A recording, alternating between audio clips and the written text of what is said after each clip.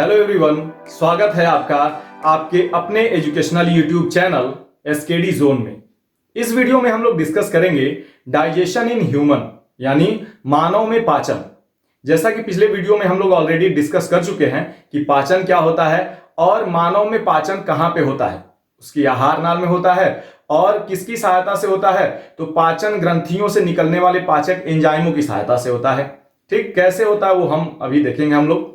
लेकिन उसके पहले एक बात यहां क्लियर कर देनी आवश्यक है, जो कि पिछले वीडियो में भी बताया गया था कि यहां पर जो भी एक्सप्लेनेशन होंगे, चाहे जो भी लाइफ प्रोसेसेस हो, चाहे डाइजेशन इन ह्यूमन हो या बाकी बचे हुए जितने भी लाइफ प्रोसेसेस हैं, उन सभी का डिस्कशन हाई स्कूल के सिलेबस लेवल का ही होगा। जो हाई स्कूल के सिलेबस में दिया हुआ है उतने ही लेवल का होगा, यानी बहुत ही विस्तृत व्याख्या उनकी नहीं होनी है। विस्तृत व्याख्या आगे आने वाली कक्षाओं में आपको मिलेंगी। ठीक, तो यहां पे चलिए शुरू करते हैं डाइजेशन इन ह्यूमन। तो डाइजेशन इन ह्यूमन यानी कि मानव में पाचन को समझने से पहले यह बात जान लेनी आवश्यक है कि हमारे भोजन के मुख्य घटक कौन कौन से होते हैं। हम जो खाना खाते हैं उसमें बहुतायत में क्या क्या चीजें होती हैं। तो सबसे पहला होता है क्या, स्टार्च, जो कि एक जटिल कार्बोहाइड्रेट है। दूसरा क्या होता है, प्रोटीन। तीसरा होता है फैट या लिपिड या वसा कह सकते हैं। क्लियर। अब देखिए, जब भी पाचन शुरू होगा अभी, तो कहां से पाचन शुरू होगा, माउथ कैविटी से यानी मुख गुहा से। तो मुख गुहा से ही पाचन शुरू होगा और उस पाचन के दौरान अंतिम में जाते जाते, जहां पे पाचन खत्म होगा वहां तक जाते जाते जो स्टार्च है वो पहले किस में टूटेगा, माल्टोज में। यानी कि कह सकते हैं स्टार्च का थोड़ा सा सरल रूप है माल्टोज। तो स्टार्च पहले टूटेगा माल्टोज में, उसके बाद अंततः जो माल्टोज है वो अपने सबसे सरलतम रूप में टूटेगा, जो कि है ग्लूकोज। और ये ग्लूकोज अब अवशोषण के काबिल हो जाएगा, यानी कि वो अवशोषित कर लिया जाएगा, ब्लड में मिलेगा और ब्लड से होते हुए पूरे शरीर में संचरित होगा यानी सर्कुलेट होगा। क्लियर। अब यहां एक चीज जान लेनी आवश्यक है कि जो स्टार्च का पाचन करने वाले या कह सकते हैं जो जटिल कार्बोहाइड्रेट का पाचन करने वाले एंजाइम होते हैं उनको कॉमनली एमाइलेज कहा जाता है। एमाइलेज। क्लियर। और एमाइलेज ही वो एंजाइम है जो जितने भी जटिल कार्बोहाइड्रेट हैं उनको पचाएगा किसमें, उनके थोड़े से सरलतम रूप में। उसके बाद वो आखिरकार यहां भी कई तरह के एंजाइम लगेंगे, वो क्या होंगे अभी हम लोग डिटेल में देखेंगे। उसके बाद वो ग्लूकोज में या जिस भी सरलतम कार्बोहाइड्रेट में टूट जाएंगे। ठीक। अगला क्या है, प्रोटीन है।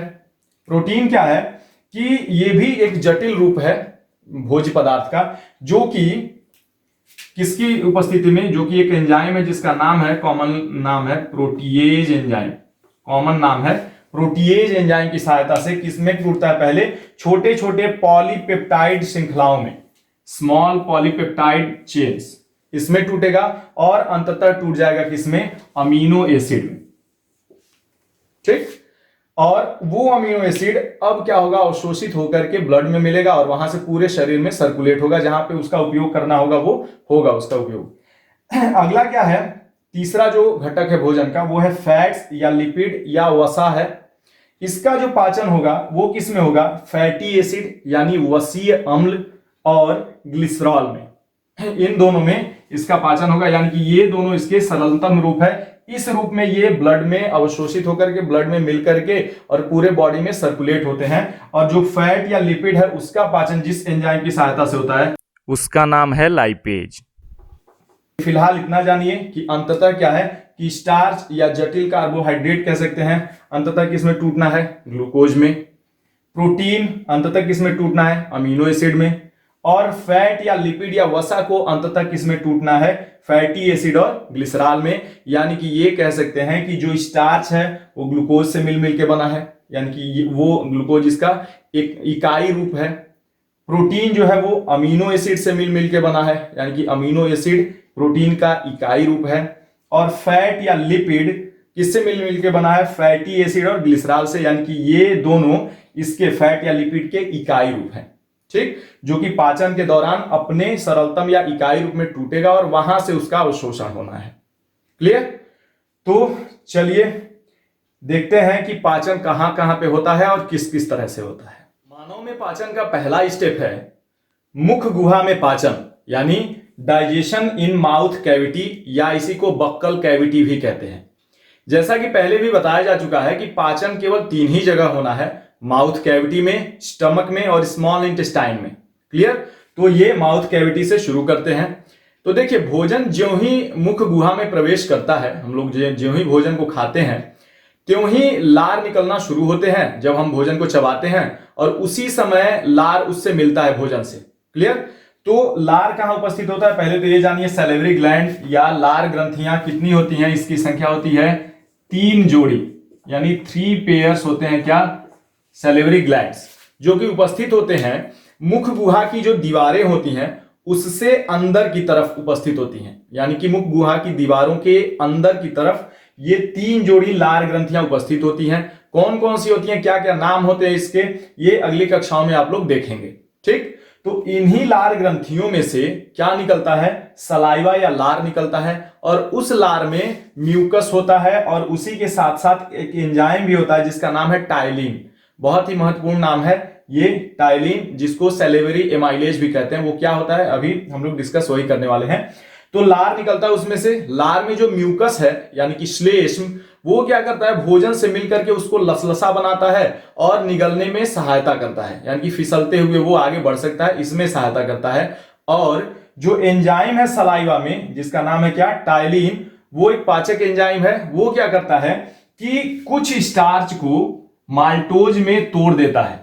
अभी बताया भी गया है कि स्टार्च पहले किस में टूटेगा, माल्टोज में, उसके बाद किस में, ग्लूकोज में। क्लियर? लेकिन उसमें से कुछ ही स्टार्च टूटता है, सभी के सभी नहीं। क्लियर? तो वही यहां लिखा गया कि सलाइवा में टाइलिन नामक पाचक एंजाइम उपस्थित होता है जो भोजन के कुछ स्टार्च को माल्टोज में तोड़ देता है या परिवर्तित कर देता है। क्लियर? अब देखिए, यहां पे एक प्रश्न उठ सकता है कि आप सोचेंगे कि अभी मैंने ये बताया कि स्टार्च को पचाने वाला या कार्बोहाइड्रेट को पचाने वाला, जो जटिल कार्बोहाइड्रेट होते हैं उसको पचाने वाला जो एंजाइम है वो क्या है, एमाइलेज है। लेकिन यहां तो हम कह रहे हैं टाइलिन है। तो देखिए, जो मैंने वहां बताया था कि जो एमाइलेज है, प्रोटीएज है, लाइपेज है, ये कॉमन नेम है एंजाइम के, उसके अंतर्गत कई एंजाइम आ सकते हैं। तो टाइलिन भी एक एंजाइम है, किसको पचाने वाला, कार्बोहाइड्रेट का, जो कि कैसा एंजाइम है, एमाइलेज है। एक एमाइलेज है जिसका नाम है टाइलिन। जैसे वैसे ही कह सकते हैं कि मानव जाति, ठीक, ये एक मनुष्य है जिसका नाम है राम, जिसका नाम है श्याम। ठीक? तो वो कॉमन नेम हो गया क्या, मानव, और उसके बाद उसके अंतर्गत जितने भी नाम आ जाए। ठीक? तो यहां भी वैसे ही है कि टाइलिन भी एक कैसा एंजाइम है, एमाइलेज है। तो यहां पे वही लिखा गया है कि स्टार्च लिख दिया गया है, एरो के ऊपर लिख दिया गया है टाइलिन। इसको सैलिवरी एमाइलेज भी कहते हैं। सैलिवरी मतलब कैसे है, सलाइवा से निकला हुआ एमाइलेज। ठीक? एमाइलेज क्यों, क्योंकि कार्बोहाइड्रेट को पचाने वाला एंजाइम है। क्लियर? तो स्टार्च को टाइलिन क्या करता है, कुछ स्टार्च को टाइलिन क्या करता है, माल्टोज में तोड़ देता है या परिवर्तित कर देता है। ये एक छोटा सा परिवर्तन आता है कहां, मुख गुहा के अंदर। क्लियर? अब उसके बाद प्रोटीन को पचाने वाला कोई एंजाइम वहां नहीं होता मुख गुहा में, यानी कि लार के अंदर प्रोटीन को पचाने वाला कोई एंजाइम नहीं होता है, और वसा को पचाने वाला कोई एंजाइम नहीं होता है, इसलिए उनका पाचन मुख गुहा में नहीं होता है। यानी कि हमारे भोजन में अगर प्रोटीन है, वसा है, तो उसका पाचन मुख गुहा में नहीं होना है, वो वैसे ही आगे बढ़ जाएंगे। क्लियर? अब क्या है कि मुख गुहा से वो कहां प्रवेश करेगा, जो एक लंबी पतली पाइप जैसी संरचना थी, जो कि आप लोगों ने देखा था किसमें, आहार नाल में, जिसका नाम लिखा था ओएसोफेगस या ग्रास नली। ठीक? तो वहां पहुंचेगा भोजन। तो वह उसी की बात यहां पे लिखी गई है कि ओएसोफेगस या ग्रास नली में कोई पाचन नहीं होता है, बल्कि होता क्या है कि इसकी दीवारों से भोजन क्रमानुकुंचन गति करता हुआ जो कहां पहुंच जाता है, अमाशय में पहुंच जाता है। यहां से जो भोजन है इसकी दीवारों से क्रमानुकुंचन गति करता हुआ अमाशय में पहुंच जाता है। अब एक प्रश्न उठता है कि क्रमानुकुंचन गति क्या है, क्रमानुकुंचन या क्रमाकुंचन गति क्या होता है, उसको हम लोग पहले देखते हैं, उसके बाद सारी बातें क्लियर हो जाएंगी। तो यानी कि यहां पे समाप्त होता है क्या, सैलिवरी ग्लैंड, ये माउथ कैविटी में पाचन, और इसके बाद होना है पाचन कहां, अमाशय में। लेकिन मुख गुहा और अमाशय के बीच में जो पतली नलिका है उसका नाम है ओएसोफेगस। ओएसोफेगस में कोई पाचन नहीं होता है, वहां से क्रमानुकुंचन गति या क्रमाकुंचन गति करता हुआ भोजन कहां पहुंच जाता है, अमाशय में। यानी कि अब अमाशय में हम लोग पाचन देखेंगे, लेकिन उससे पहले देखते हैं कि क्रमानुकुंचन गति या क्रमाकुंचन गति क्या होती है। ठीक? तो एक स्क्रीनशॉट आप लोग ले लीजिए। हाँ, यहां पे ध्यान दीजिए कि देखते हैं क्रमाकुंचन गति किसे कहते हैं, वो अभी सारी चीजें समझ में आ जाएंगी। यहां देखिए, जैसे मान लीजिए क्या देखना है, पेरिस्टाल्टिक मूवमेंट या इसी को क्रमाकुंचन गति कहते हैं। क्रमानुकुंचन या क्रमाकुंचन सीधे लिख सकते हैं, क्रमाकुंचन गति, पेरिस्टाल्टिक मूवमेंट या पेरिस्टाल्सिस मोशन भी कहते हैं। अब देखिए होता क्या है, नाम से ही क्लियर है, क्रमाकुंचन एक निश्चित क्रम में संकुचित होने की प्रवृत्ति। तो यहां ध्यान दीजिएगा कि जो आहार नाल होता है, एलिमेंट्री कैनाल मानव का, उसके अंदर एक क्षमता होती है कि उसकी दीवारों की मांसपेशियों में एक निश्चित रिदम से, यानी कि एक निश्चित क्रम से क्रमबद्ध संकुचन होता रहता है। एक निश्चित क्रम में संकुचन बार बार होता रहता है। उसी संकुचन वाली गति को ही कहते हैं क्रमाकुंचन गति या पेरिस्टाल्टिक मोशन। फिर से समझ लीजिए कि मनुष्य का जो आहार नाल है, उसके अंदर ये क्षमता होती है कि उसकी दीवारों की जो मांसपेशियां हैं वो एक निश्चित रिदम से या एक निश्चित क्रम से बार बार सिकुड़ती रहती हैं और शिथिल होती रहती हैं। उसी सिकुड़ने को, एक निश्चित क्रम में संकुचित होने को ही क्रमाकुंचन गति या पेरिस्टाल्टिक मोशन कहते हैं। अब इससे होता क्या है कि इसी के कारण जो भोजन हम लोग खाते हैं वो उसी संकुचन के कारण धीरे धीरे होकर के आगे को मूव करता है, यानी आगे बढ़ता है, आगे खिसकता है और उसी के अंदर उसकी पिसाई भी होती है। ये क्रमाकुंचन जो गति होती है उससे उस भोजन की पिसाई भी होती है, यानी वो पिसा जाता है और धीरे धीरे आगे की तरफ मूव भी करता है इसी गति के कारण। ठीक, अब इसको एक फिगर द्वारा, एक डायग्राम द्वारा ऐसे समझ सकते हैं। मान लीजिए एक ये छोटी सी नलिका है या छोटा सा एक पाइप है रबर का। ठीक, रबर का एक पाइप है और इसके अंदर एक छोटा सा गेंद हम लोग डाल दिए ऐसे। ठीक, और इसको इधर की ओर मूव करना है, यानी इधर बढ़ाना है। तो हम लोग क्या करेंगे, सिंपली हम लोग क्या करते हैं कि इसकी दीवारों को ऐसे प्रेस करेंगे आगे की तरफ, ऐसे क्या करेंगे, संकुचित करेंगे। हो रहा है ना, एक क्रम से इसको आगे की तरफ प्रेस करते रहेंगे और तब ये इस समय हो क्या जाएगा कि ये जो दीवार है ये कुछ ऐसे हो जाएगी। ये जो दीवार है ये उस संकुचन के कारण कुछ ऐसे हो जाएगी और इसके कारण क्या होगा कि इधर इस दिशा में इस पर प्रेशर लगेगा, बल लगेगा और ये दबाव लगेगा। इस दबाव के कारण आगे की तरफ वो मूव करता जाएगा। ठीक, तो बस यही है पेरिस्टाल्टिक मूवमेंट, यानी कि यही करती है हमारे आहार नाल की दीवारें कि जो भोजन है उस पर लगातार एक संकुचन डालती हैं जिससे कि वो मूव करता रहता है धीरे धीरे आगे की तरफ और मूवमेंट भी होता रहता है और साथ ही साथ इसकी पिसाई भी होती रहती है उसी में। ठीक, हाँ, एक फिगर देख सकते हैं। इस फिगर को देख करके आप पेरिस्टाल्टिक मोशन या पेरिस्टाल्टिक मूवमेंट या क्रमाकुंचन गति को आसानी से समझ सकते हैं। क्लियर? तो अब हम देखते हैं क्या, डाइजेशन इन स्टमक। क्लियर? महाशय में पाचन यानी डाइजेशन इन स्टमक। तो यहां पर देखिए, जैसा कि 5 ग्रंथियों को बताया गया था जब हम लोग पाचन तंत्र पढ़ रहे थे, तो वहां पे बताया गया था एक तरफ आहार नाल है और दूसरी तरफ बताया गया था पाचन ग्रंथियां हैं। दोनों मिलकर के किसको बनाते हैं, पाचन तंत्र को बनाते हैं। तो पाचन ग्रंथियों में 5 तरह के पाचन ग्रंथियों को लिखा गया था, जिसमें पहला था लार ग्रंथियां। तो वो तो समाप्त हो गई, अभी हम लोगों ने डिस्कस किया है उसके बारे में। कहां पे है वो मुख गुहा में, आंतरिक दीवारों में उसके अंदर की तरफ पाई जाती है। क्लियर? अब दूसरी जो ग्रंथि आती है क्या है, जठर ग्रंथियां या गैस्ट्रिक ग्लैंड्स। तो वो कहां पाई जाती हैं, वो पाई जाती हैं अमाशय की दीवारों के अंदर। तो वही यहां लिखा गया कि अमाशय की दीवारों में जठर ग्रंथियां, यानी कि दूसरी जो ग्रंथि लिखी गई थी, तो जठर ग्रंथियां यानी गैस्ट्रिक ग्लैंड्स उपस्थित होती हैं और इन्हीं जठर ग्रंथियों से यानी गैस्ट्रिक ग्लैंड से क्या निकलते हैं, जठर रस निकलते हैं, यानी गैस्ट्रिक जूस निकलते हैं।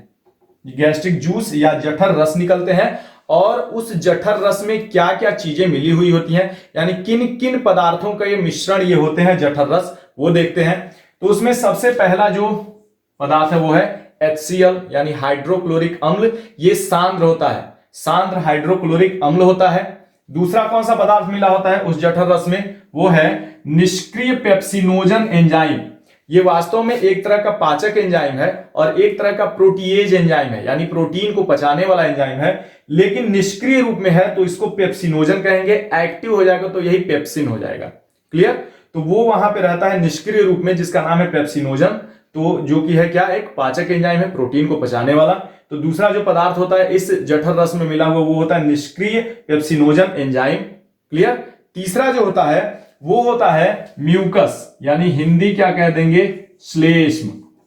श्लेष्म यानी चिपचिपा पदार्थ, ठीक, म्यूकस होता है। तो ये मुख्यतः तीनों पदार्थों का मिश्रण होता है, क्या, जठर रस। ठीक, लाजमी सी बात है उसमें H2O यानी जल की भी मात्रा होती है, लेकिन मुख्य पदार्थ जो घुले होते हैं वो ये तीन होते हैं। क्लियर?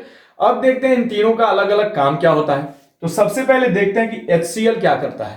तो इतना जान जाइए कि अमाशय वाला जो हिस्सा है आहार नाल का, उसमें जाकर के भोजन बहुत लंबे समय तक रुकता है, कह सकते हैं कि 2, 2.5, 3 घंटे तक रुकता है। और इस दौरान उसमें सड़न न हो जाए, यानी कि जो हानिकारक बैक्टीरिया उसमें गए हैं भोजन के साथ या जो पहले से वहां है, वो उसको क्या करें, डिकम्पोज न करना शुरू कर दें, यानी कि सड़न न पैदा करना शुरू कर दें। इसलिए क्या होता है कि ये HCl, जो सांद्र HCl जो निकला हुआ कहां से, गैस्ट्रिक ग्लैंड से, वो सांद्र HCl इन हानिकारक बैक्टीरिया को मारकर भोजन को सड़ने से बचाता है। तब तक बचाता है जब तक कि वहां भोजन पे वहां पे पड़ा हुआ है, तब तक उसकी सुरक्षा करता है। कैसे? हानिकारक बैक्टीरिया को मार करके, ताकि वो भोजन जो है सड़ ना जाए। क्लियर? अगला एक्शन क्या है कि जो निष्क्रिय पेप्सिनोजन एंजाइम है, निष्क्रिय पेप्सिनोजन एंजाइम जो यहां लिखा गया है, उसको क्या करता है, सक्रिय पेप्सिन एंजाइम में बदलता है। यानी कि कह सकते हैं कि जो निष्क्रिय पेप्सिनोजन एंजाइम है वो अम्लीय माध्यम में सक्रिय पेप्सिन एंजाइम में बदल जाता है। HCl एक क्या है, अम्ल है। तो सांद्र जो HCl है वो क्या करता है, उस निष्क्रिय पेप्सिनोजन एंजाइम को सक्रिय पेप्सिन एंजाइम में बदल देता है। अब ये पेप्सिन एंजाइम क्या करेगा वो देखते हैं पेप्सिनोजन एंजाइम के वर्क में, यानी कि उसके फंक्शन में। तो सबसे पहले तो ये HCl का हो गया, इसको हाँ इसका एक स्क्रीनशॉट ले लीजिएगा आप लोग। हाँ, तो अब देखते हैं कि जो पेप्सिनोजन एंजाइम है वो क्या करता है। तो यहां देखिए, जो अभी निष्क्रिय रूप में पड़ा हुआ है पेप्सिनोजन एंजाइम,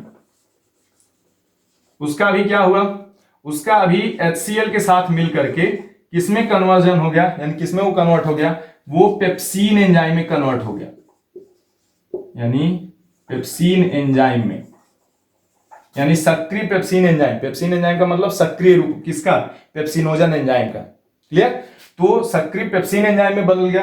अब क्या होगा, यही सक्रिय पेप्सिन एंजाइम क्या करता है वो देखिए, वो कुछ प्रोटीन को ये जो पेप्सिन है, पेप्सिन एंजाइम किसकी उपस्थिति में, HCl की उपस्थिति में। ठीक, क्योंकि HCl जो हटेगा तो ये पेप्सिनोजन एंजाइम में कन्वर्ट हो जाएगा। ठीक, तो यहाँ HCl की उपस्थिति में पेप्सिन एंजाइम में, और वो पेप्सिन एंजाइम कुछ प्रोटीन को किस में बदल देगा, पॉलीपेप्टाइड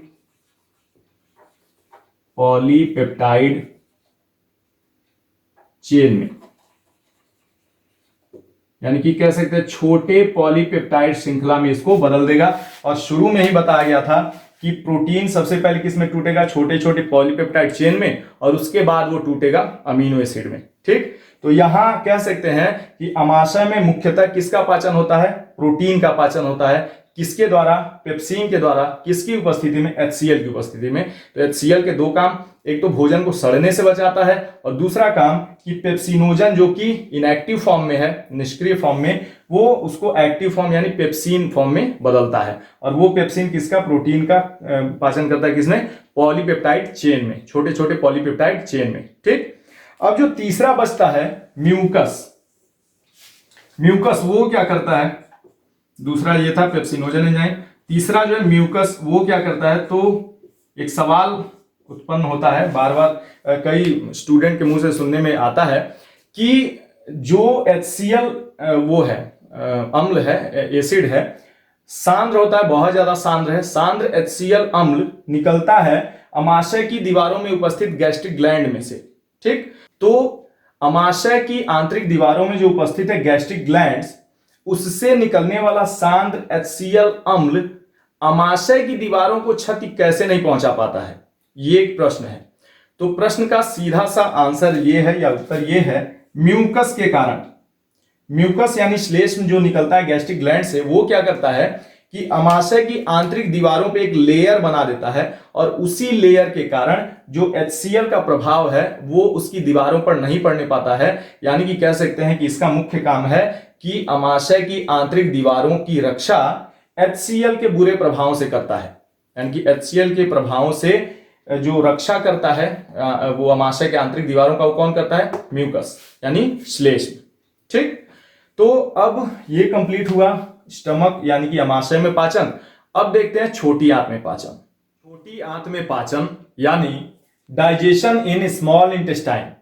देखिए, अमाशय में से जब भोजन छोटी आंत में पहुंचता है, वहां तक आते आते वो लुगदी बन गया होता है, पूरा मतलब मिक्सचर बन गया होता है, लुगदी बन गया होता है। और उसी लुगदी बने भोजन को क्या कहते हैं? काइम कहते हैं। तो यहां वही लिखा गया है कि अमाशय में लुगदी बना भोजन छोटी आंत में पहुंचता है जिसे काइम कहते हैं।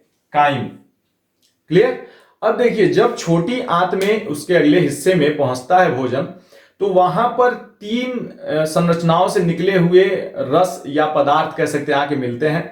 तो कौन कौन से पदार्थ मिलते हैं वो देखिए। तो वही यहां लिखा गया कि छोटी आंत में भोजन से क्या क्या मिलता है। तो एक तरफ लीवर से निकला हुआ बाइल जूस यानी पित्त रस मिलता है, यानी कि लीवर से निकलता है और वहां से एक नली द्वारा आता है और छोटी आंत में जो उपस्थित भोजन है जिसको काइम कहते हैं उससे आकर के मिलता है। यानी कि लीवर से क्या निकलता है? बाइल जूस या पित्त रस, वो आके उससे मिलता है। क्लियर? दूसरा, पैंक्रियाज, उससे निकला हुआ पदार्थ या उससे निकला हुआ जो रस है, यानी क्या नाम है उसका? पैंक्रियाटिक जूस या अग्नाशयी रस, वो भी आके मिलता है वहीं छोटी आंत में, एक पतली सी नली द्वारा आता है, वहां मिलता है। ठीक, और तीसरा, जो उस छोटी आंत में छोटे छोटे ग्लैंड्स है या ग्रंथियां हैं जो कि क्या कहलाती हैं? इंटेस्टाइनल ग्लैंड्स या आंतरिक ग्रंथियां, छोटी आंत की आंतरिक दीवारों में पाई जाती हैं। तो उनसे निकला हुआ क्या है? इंटेस्टाइनल जूस यानी आंतरिक रस, वो भी आकर के उस भोजन से मिलता है जो कि कहां पहुंच गया है? छोटी आंत में। ठीक, तो कह सकते हैं कि छोटी आंत में जो भोजन पहुंचा है उसे कहते हैं काइम, और वहीं पर उस काइम से 3 प्रकार के रस या 3 प्रकार के पदार्थ आकर के मिलते हैं। कौन कौन से होते हैं? पहला होता है क्या? लीवर से यानी यकृत से निकला हुआ बाइल जूस या पित्त रस। दूसरा कौन सा पदार्थ होता है? पैंक्रियाज यानी अग्नाशय से निकला हुआ पैंक्रियाटिक जूस या अग्नाशयी रस। और तीसरा कौन सा पदार्थ होता है? वहीं पर यानी छोटी आंत में उपस्थित जो ग्रंथियां हैं जिसे कहते हैं इंटेस्टाइनल ग्लैंड्स या आंतरिक ग्रंथियों से निकला हुआ इंटेस्टाइनल जूस या आंतरिक रस आकर के मिलता है। तो ये तीनों प्रकार के रस या पदार्थ आकर के भोजन से छोटी आंत में मिलते हैं। और कौन कौन से काम करते हैं, कैसे कैसे पाचन करते हैं, वो हम लोग देखते हैं। पित्त रस यानी बाइल जूस यकृत से यानी लीवर से निकलता है और वहीं पर सटी हुई एक छोटी सी थैली उपस्थित होती है यकृत के पास ही, जिसका नाम होता है गॉल ब्लैडर या पित्त की थैली। उसी में ये पित्त रस एकत्रित होता रहता है और समय समय पर एक पतली सी नलिका द्वारा आकर के छोटी आंत में जो उपस्थित भोजन है उससे आकर के मिलता रहता है। ठीक, तो देखिए, पहला काम इसका क्या होता है कि जब भोजन अमाशय से छोटी आंत में पहुंचता है तो उस अमाशय में वो किससे मिला हुआ है? HCl से, हाइड्रोक्लोरिक अम्ल से। तो उसका माध्यम जो है, उसका मीडियम जो है कैसा है? एसिडिक यानी अम्लीय हो चुका है। और उस अम्लीय माध्यम में जो पैंक्रियाटिक जूस यानी अग्नाशयी रस के एंजाइम है या इसके बाद जो आने हैं आंतरिक रस के एंजाइम, जो पाचक एंजाइम है, वो उस अम्लीय माध्यम में काम नहीं कर पाते हैं।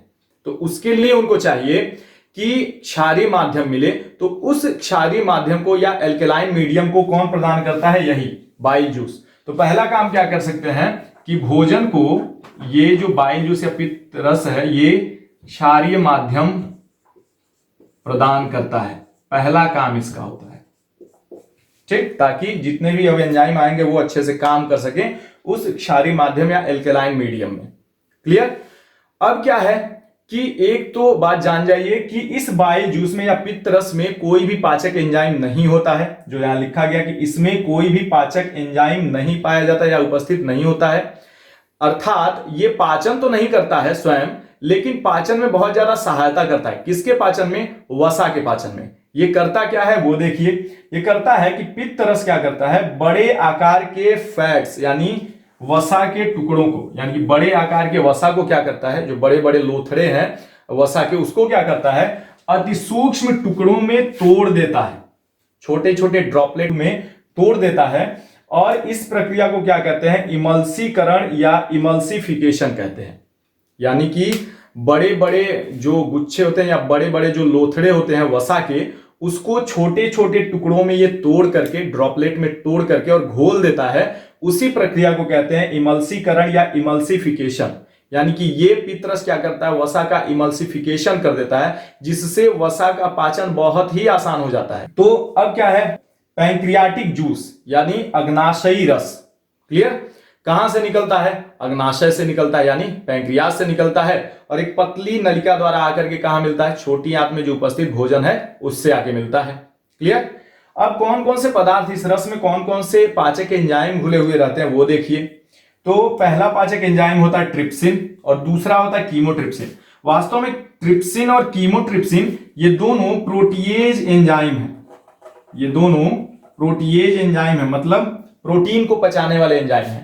तो ये दोनों एंजाइम कौन से हैं, ट्रिप्सिन और कीमोट्रिप्सिन एंजाइम मिले होते हैं इस अग्नाशयी रस में। अगला क्या होता है, एमाइलेज एंजाइम होता है। एमाइलेज क्या करता है, स्टार्च का पाचन करेगा, यानी कार्बोहाइड्रेट का। और लास्ट जो है लाइपेज है, किसका पाचन करेगा, लिपिड या फैट या वसा का पाचन करेगा। और भी सारे एंजाइम होते हैं, लेकिन मुख्यतः ये होते हैं इतने। ठीक, अब इनके काम कौन कौन से होते हैं वो देखते हैं। तो सबसे पहला जो है ट्रिप्सिन एंड कीमोट्रिप्सिन, ये दोनों क्योंकि प्रोटीएज एंजाइम है इसलिए प्रोटीन का पाचन करेंगे। और प्रोटीन का पाचन किसमें करेंगे, सबसे पहले छोटे पॉलीपेप्टाइड चेन में। यानी कि कह सकते हैं यहां तक आते आते सभी के सभी प्रोटीन क्या होते हैं, पॉलीपेप्टाइड चेन में टूट गए होते हैं। ठीक, तो अब क्या करेंगे कि ये जो है ट्रिप्सिन और कीमोट्रिप्सिन प्रोटीन को छोटे पॉलीपेप्टाइड चेन्स में या छोटे पॉलीपेप्टाइड श्रृंखलाओं में तोड़ देते हैं या परिवर्तित कर देते हैं। क्लियर? दूसरा क्या है, एमाइलेज यानी एमाइलेज एंजाइम। ये क्या करते हैं, ये स्टार्च को, मतलब कि एक बड़ी मात्रा, स्टार्च की एक बड़ी मात्रा को क्या करते हैं, माल्टोज में कन्वर्ट कर देते हैं, यानी माल्टोज में परिवर्तित कर देते हैं या तोड़ देते हैं। और बाकी बचा जो फैट है, यहां एक ध्यान दीजिएगा, यहां फैट्स के नीचे लिख दीजिएगा कैसा फैट, इमल्सीकृत यानी इमल्सिफाइड फैट है ये। यानी कि इसके बड़े टुकड़े का छोटे छोटे टुकड़ों में क्या हो गया है, परिवर्तन हो चुका है। किसके द्वारा, पित्तरस के द्वारा। तो ये फैट्स या वसा कैसा है, इमल्सिफाइड फैट है या इमल्सीकृत वसा है, जिसका इमल्सीकरण हो चुका है। उस फैट को ये लाइपेज एंजाइम क्या करता है, फैटी एसिड और ग्लिसरॉल में तोड़ देता है। वास्तव में फैटी एसिड और ग्लिसरॉल फैट के सबसे सरलतम रूप हैं, यानी कि इस रूप में ये अवशोषित होकर के रक्त में मिल सकते हैं। ठीक, तो ये काम होता है किसका, पैंक्रियाटिक जूस का यानी अग्नाशयी रस का। कितने कितने एंजाइम होते हैं, क्या क्या काम करते हैं वो रहा। अब देखते हैं इंटेस्टाइनल जूस यानी कि आंतरिक रस में कौन कौन से एंजाइम होते हैं और अंतिम पाचन कहां होता है और कैसे होता है। आंतरिक रस यानी इंटेस्टाइनल जूस जो कि स्रावित होते हैं कहां से, इंटेस्टाइनल ग्लैंड से। छोटी आंत की आंतरिक दीवारों में उपस्थित जो छोटी छोटी ग्रंथियां हैं वो है इंटेस्टाइनल ग्लैंड्स यानी आंतरिक ग्रंथियां, और उन्हीं से ये स्रावित होते हैं क्या, इंटेस्टाइनल जूस या आंतरिक रस। क्लियर? अब इनमें मुख्यतः कौन कौन से पाचक एंजाइम पाए जाते हैं, तो वो है erepsin, maltase, sucrase, lactase, lipase. ये सभी मुख्यतः वो एंजाइम हैं जो कि पाचन का काम अभी करेंगे, यानी पाचक एंजाइम है। क्लियर? अब यहां एक चीज और देखिएगा कि ये जो इरेप्सिन है इसको पेप्टाइडेज एंजाइम भी कहते हैं। पेप्टाइडेज का मतलब ये पेप्टाइड बॉन्ड यानी कि पॉलीपेप्टाइड चेन को तोड़ेगा। क्लियर? तो चलिए देखते हैं क्या क्या ये करते हैं। तो सबसे पहला कि इरेप्सिन, क्योंकि ये पेप्टाइडेज एंजाइम है, यानी कि क्या करेगा, पॉलीपेप्टाइड चेन को तोड़ेगा उसके सरलतम रूप में। जैसा कि प्रोटीन से टूटा है, थोड़ा सा सरल हुआ है तो बना है क्या, पॉलीपेप्टाइड चेन। अब ये टूटेगा किसमें, अमीनो एसिड में। शुरू में ही बताया गया था ये चरण जितने भी हैं। तो इरेप्सिन क्या करता है कि पॉलीपेप्टाइड चेन्स को क्या करता है कि अमीनो एसिड में तोड़ देता है, और ये अमीनो एसिड सबसे सरलतम रूप है, अब इससे छोटा नहीं हो पाएगा। यानी कि इस रूप में ये अवशोषित होकर के रक्त में मिल सकता है, यानी कि कह सकते हैं प्रोटीन का पूर्ण पाचन हो गया, यानी कि वो अमीनो एसिड में अपने फाइनल रूप में पहुंच गया, सबसे सरलतम रूप में। ठीक, अब क्या है माल्टेज। माल्टेज क्या करेगा, तो वो माल्टोज को उसके सरलतम रूप में तोड़ देगा। जो माल्टोज कहां से आया है, स्टार्च से, यानी कि जटिल कार्बोहाइड्रेट से। तो माल्टोज को माल्टेज एंजाइम ग्लूकोज में तोड़ देता है और ये ग्लूकोज उसका सरलतम रूप है। अब इसका अवशोषण हो जाएगा और ये ब्लड में मिल सकता है, घुल सकता है उसमें। ठीक, अगला क्या है सुक्रोज। हम लोग शर्करा खाते हैं, चीनी जो खाते हैं वही है सुक्रोज। तो अब उस रूप में अगर भोजन में सुक्रोज कुछ गया है, कुछ चीनी गया है, तो उसको क्या करेगा सुक्रेज एंजाइम। सुक्रेज एंजाइम क्या करता है, ग्लूकोज और फ्रक्टोज में तोड़ देता है, क्योंकि ग्लूकोज और फ्रक्टोज के मिलने से ही सुक्रोज यानी चीनी बनता है, शर्करा जो हम लोग खाते हैं घरों में। तो वो किस में तोड़ देगा, ग्लूकोज और फ्रक्टोज में, यानी कि उसके सरलतम रूप में तोड़ देगा और वो अब अवशोषित होकर के रक्त में घुल जाएंगे। ठीक, अगला है लैक्टोज। क्या है ये, दूध की शर्करा है, जो दूध हम लोग पीते हैं उसमें जो शर्करा पाई जाती है वो है लैक्टोज। और उसका पाचन जो लैक्टेज नामक एंजाइम है, यानी लैक्टोज का पाचन लैक्टेज किसमें कर देता है, ग्लूकोज और गैलेक्टोज में। ग्लूकोज और गैलेक्टोज सरलतम रूप है किसके, लैक्टोज के, यानी इन्हीं दोनों के मिलने से लैक्टोज बना हुआ है। क्लियर। हाँ, एक चीज ध्यान दीजिएगा, चाहे वो स्टार्च हो, चाहे वो माल्टोज हो, चाहे ग्लूकोज हो, चाहे सुक्रोज हो, glucose, fructose, glucose, galactose, lactose, ये सभी कार्बोहाइड्रेट ही हैं। बशर्ते फर्क इतना है कि जो स्टार्च था वो उनका जटिल रूप था, थोड़ा सा सरल रूप है माल्टोज, सुक्रोज और लैक्टोज, और सबसे सरल रूप है वो क्या है, ग्लूकोज है, फ्रक्टोज है और गैलेक्टोज है। क्लियर। तो अब इनका परिवर्तन होगा किसमें, अपने सरलतम रूप में। अब इनका अवशोषण इस रूप में हो सकता है। और लास्ट में यहां जो फैट्स है, तो ये फैट्स कैसा है, ये बचा हुआ है। मान लीजिए कि वहां पे इमल्सिफाइड यानी कि इमल्सीकृत फैट क्या या वसा का पाचन हुआ था। अब जो बचा खुचा जो फैट या वसा है उसको ये लाइपेज एंजाइम क्या करेगा, फैटी एसिड और ग्लिसरॉल में परिवर्तित कर देगा, जो कि इसका सरलतम रूप है। और ये इस रूप में अब इसका अवशोषण हो सकता है, यानी कि रक्त में ये घुल सकता है और संचरित हो सकता है पूरे शरीर में। ठीक, तो यहां पर छोटी आंत में पाचन खत्म होता है, या कह सकते हैं कि पाचन यहीं पर खत्म होता है। जो पाचन की प्रक्रिया है वो छोटी आंत में ही संपन्न होती है, इसके आगे पाचन नहीं होना। इसके बाद क्या होगा, अवशोषण होगा, स्वांगीकरण होगा और बहिक्षेपण होगा, लेकिन वो इस वीडियो में नहीं, अगले वीडियो में। लेकिन उससे पहले एक खास बात ये कि अगर ये वीडियोज आपको पसंद आ रहे हों और आपको अध्ययन में थोड़ी सी भी सहायता मिल रही हो इससे, तो इसे लाइक कीजिए और कमेंट कीजिए। और हाँ, सब्सक्राइब करना और शेयर करना बिल्कुल मत भूलिए। तो अगले वीडियो में नए नए टॉपिक्स के साथ शीघ्र मुलाकात होगी।